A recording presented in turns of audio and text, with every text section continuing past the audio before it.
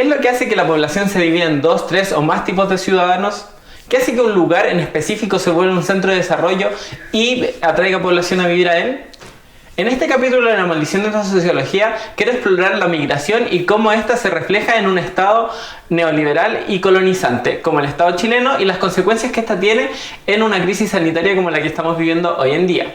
Para esto utilizaré la película de Psycho Pass y conceptos de la sociología latinoamericana del siglo XX. Es necesario tener en consideración que al tratarse de la película de Psycho Pass habrán spoilers de la primera temporada, pero intentaré que sean los más mínimos, cosa de que les interese ver la serie y no se las arruine. La película comienza con la infiltración de un grupo de terroristas extranjeros en Tokio.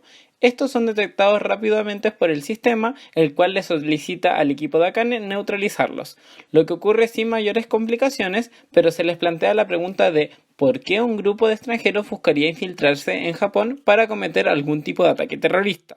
Esta pregunta se responde rápidamente cuando se determina la nacionalidad de este grupo. Eran parte de la resistencia al gobierno de Han en un país llamado Unión Asiática del Sureste, país donde el sistema civil busca expandirse. Esta ampliación es interesante puesto que es una solución al problema que puede significar que un país esté cerrado en caso de falta de alimentos y otro tipo de recursos. De hecho, un poco más adelante se plantea que el acuerdo que tienen con el presidente de la Unión Asiática del Sureste busca exportar el sistema civil para entregarle paz a este país a cambio de recibir productos que éste produzca. Es importante tener en consideración que el presidente de este país, el presidente Han, era el líder de una facción militar de muchas en una guerra civil por el control del país. Él se puso en contacto con Civil y los intereses que tenía Civil en esta zona, lo que le permitió controlar y dominar a las otras facciones e imponerse como presidente. Es así como a través de una extracción de memoria descubren que el líder de la resistencia es Kogami.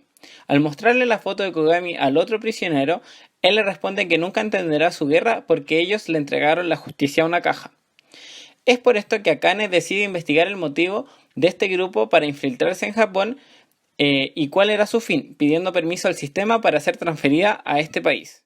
En la Unión es llevada a Chambala Float, una ciudad construida en la costa de este país en donde el sistema civil funciona y es descrito por la milicia como el paraíso flotante. Lo primero que ve Akane al llegar a este lugar son las enormes filas de personas que buscan entrar a esta ciudad, ya que se promete que en esta existe la paz y la prosperidad. Para no spoilear la siguiente parte de este capítulo, lo que trabajaré en este en específico será las relaciones entre los ciudadanos y de la ciudad con el resto del país, sin centrarme en los conflictos políticos entre la resistencia y Chambala Float, los que trabajaré, como ya dije, en la siguiente parte. Una de las primeras cosas que hace es darse cuenta de que existen dos tipos de ciudadanos, los que ocupan collar y los que no. Al preguntarle, la milicia le explica que estos collares son puestos en los criminales latentes que inmigraron a la ciudad, y ya que no tienen la capacidad y centros de rehabilitación que tiene Japón, se les ponen estos collares para poder controlar sus comportamientos. Durante el resto de la película, estos ciudadanos con collar se verán como la clase trabajadora de la ciudad, en donde ellos tienen que utilizar buses distintos a los sin collar, mostrando cómo son considerados una clase inferior que recibe maltrato y que si se defiende es considerada un peligro y se le asesina. En esta primera parte del capítulo trabajaré el concepto de colonialismo interno de Pablo Casanova. Para el autor, el colonialismo interno permite entender de mejor manera el capitalismo contemporáneo en un mundo interconectado a través de la colonización. En este capítulo quería centrarme en la migración y cómo en Chile esta tiene dos caras, al igual que los con collar y los sin collar. Primero, los que no tienen collar se vinculan con la migración norte-sur, siendo migrantes europeos que o fueron los que colonizaron desde 1482 en adelante, los que trajeron los estados-naciones ya constituidos para blanquear la raza, o los que vinieron refugiados después de las guerras mundiales, migrantes que recibieron tierras, dinero para poder desarrollarse económicamente en el país. Asimismo, el autor se sustenta en otros tres autores para plantear cómo este colonialismo interno funciona para mantener el colonialismo internacional. De Mariátegui rescata la indialización de la lucha socialista, en donde este autor propone que la dominación de clase también es una dominación de etnia en los territorios colonizados, y sin estas, cualquier lucha por la liberación de ataduras coloniales y capitalistas son en vano. De Gramsci rescata la división norte-sur, en donde el autor propone que existe una relación que denomina de sanguijuela por parte del norte, el cual extrae los recursos del sur, disminuyéndolos y después categorizándolos como inferiores por esta situación de empobrecimiento. Por último, toma los dichos por Lefebvre sobre la urbe, en donde las ciudades se vuelven colonizadoras de las zonas rurales y asimismo en las mismas ciudades se constituyen a partir de una colonización de unos sectores por otros, en donde se concentran las riquezas en ciertos barrios y la pobreza en la periferia de estos centros de capital. En la película se puede observar cómo estas relaciones de colonización se expresan en los distintos personajes. Primero, cuando los agentes japoneses no logran entender por qué estos extranjeros atacan en Japón y los declaran como terroristas sin entender su condición de colonizados que se están resistiendo a la colonización. Además, se puede ver cómo en la ciudad se generan dos tipos de clases, que serían los de la etnia colonizada, que son prácticamente esclavos del sistema, y los de la etnia colonizada, pero que transaron con los colonizadores para tener esa dominación sobre los colonizados. Y en estas dos clases me gustaría quedarme un poco, ya que los mismos collares expresan las diferencias entre clase y etnia dentro de la ciudad. Prácticamente todos los que entraron a partir del proceso inmigratorio a Chambala Float son criminales latentes, solo por no ser parte de las élites que construyeron esta ciudad. Y estas élites, aunque tengan comportamientos que el sistema consideraría de criminales latentes, no reciben collar y tienen la libertad de hacer y deshacer con los que sí lo tienen. Finalmente, en las lógicas territoriales, la relación de importación-exportación que tiene Civil con la Unión Asiática del Sureste se establece como una relación norte-sur en donde Japón es la metrópolis colonial la cual brinda el armamento y tecnología a las élites de este país para poder adquirir sus recursos a cambio.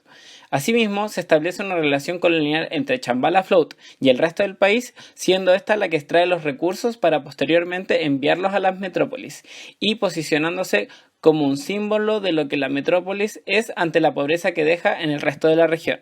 Bueno, se preguntarán en qué momento conecto todo lo que dije antes con la situación actual de Chile y el coronavirus. Primero, es súper simple, es cosa de cambiar Chambala Float por Santiago, los habitantes sin collar por los que viven en el sector oriente, los japoneses por los españoles, luego los ingleses y actualmente los estadounidenses, y los con collar todos los que viven en la periferia del sector oriente y en el resto de las regiones. Pero me gustaría hilar un poco más fino en este capítulo. Quería centrarme en la migración y cómo en Chile esta tiene dos caras, al igual que los con collar y los sin collar. Primero, los que no tienen collar se vinculan con la migración norte-sur, siendo migrantes europeos que o fueron los que colonizaron desde 1482 en adelante, los que trajeron los estados-naciones ya constituidos para blanquear la raza, o los que vinieron refugiados después de las guerras mundiales, migrantes que recibieron tierras, dinero para poder desarrollarse económicamente en el país. Por otro lado, los con collar serían los migrantes latinoamericanos que vienen después de la constitución del Estado neoliberal en Chile. María Emilia Tijoux denomina esta migración como la migración persiguiendo el sueño chileno. Este sueño es el resultado del engaño que genera una imagen de Chile donde se muestra un país desarrollado y con oportunidades de trabajo en el contexto latinoamericano. En el conversatorio COVID-19, Castigo a la Migración, Racismo en tiempos de pandemia, la autora junto a Maribel Vargas, Eduardo Cardoso y Daniel Jadwe exploran la discriminación que viven los inmigrantes latinoamericanos y además suman a esta discriminación a los pueblos indígenas quienes llevan resistiendo la colonización durante siglos.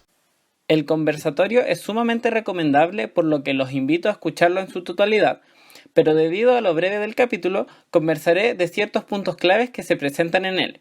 Primero, la diferencia entre la libertad de movimiento de capitales y de las personas. Uno de los problemas que se ha planteado durante la crisis sanitaria. La postura de los liberales y conservadores aquí en Chile es que los capitales deben tener libertad de movimiento, pero esto no aplicaría a los trabajadores, los cuales quedarían sin derechos al no ser chilenos, puesto que son migrantes, poniendo a estos trabajadores en situaciones sumamente precarias, más en situaciones como la que estamos viviendo con la crisis sanitaria. Asimismo, el hacinamiento en el que viven no permite realizar el distanciamiento social que tanto se necesita para enfrentar la pandemia y que posteriormente es castigado por los medios chilenos como una inconsciencia de los afectados sin prestar atención a las precarias condiciones de vida de estos. Finalmente, conectando todo esto con la lógica territorial del colonialismo, Santiago, al ser el centro colonial de Chile, tiene una gran densidad poblacional, lo que significaba que era muy peligrosa una pandemia de este nivel para esta ciudad. Esto también se ve en la división territorial que existe por sectores, siendo el sector oriente el que concentra el capital y el primero en entrar en cuarentena, protegiendo a estas élites que dominan el país de la pandemia, mientras que el resto de la población seguía expuesta al COVID. Tanto en Chambala Float como en Santiago existe una forma de gobernar y actuar ante la gente que refleja las lógicas coloniales con las cuales el sistema capitalista funciona. Sean diferencias de etnia o de clase, esta crisis sanitaria deja expuesto cuán poco les importa a las élites colonizadoras los colonizados, al punto de no entender sus problemáticas. Cuando la gente salió a protestar por el hambre, lo que respondieron fue con represión y argumentos como pongan actores más famélicos si quieren protestar por hambre, con censuras a las pocas formas de protesta que quedan, con carabineros llevándose detenidos a vecinos que organizaban ollas comunes y botando la comida a la basura. En este país existe una desigualdad enorme y esta se debe a un sistema colonial que refleja una desigualdad tanto internacional, nacional como urbana, que afecta a clases, etnias y territorios, y que espero que podamos destruir después de que se termine esta incertidumbre llamada COVID-19. Ya buscando finalizar el video, dejo la pregunta sobre cómo la sociedad chilena actual, colonizante y colonizada, trató el tema del coronavirus y cómo esto afectó a la población de distintos sectores, afectando mayormente a los pobres y los racializados inmigrantes y dejando en situaciones más o menos similares a los dominantes. Los leo en los comentarios. Me pareció importante dividir este capítulo en dos partes. En la siguiente parte trabajaré sobre lo que es la justicia y qué es una justicia cuando un Estado se constituye de manera autoritaria. ¿Cuál es el coeficiente criminal de un dictador? O en nuestro caso, ¿cuál es el coeficiente criminal de Piñera, Mañalich o cualquier persona en el gobierno actualmente? Ya que la película de Psycho Pass da muchas preguntas sobre colonialismo, pero al mismo tiempo sobre justicia y sobre cómo un Estado puede constituirse legítima o ilegítimamente sobre un país, una nación o múltiples naciones. Por lo que los invito a suscribirse al canal, darle me gusta al capítulo, compartir si estiman necesario y nos vemos el próximo capítulo. Bueno, en el audio postproducción quiero agradecerle a la Cari por haberme mandado material para el video, aunque no lo ocupé. Muchas gracias. Y al Seba por verme todos los días en el stream. Y eso, dejarlos invitados a ver el próximo capítulo y a mi stream que hago todos los días de lunes a viernes a las 9 de la mañana Chile. Eso, que estén bien.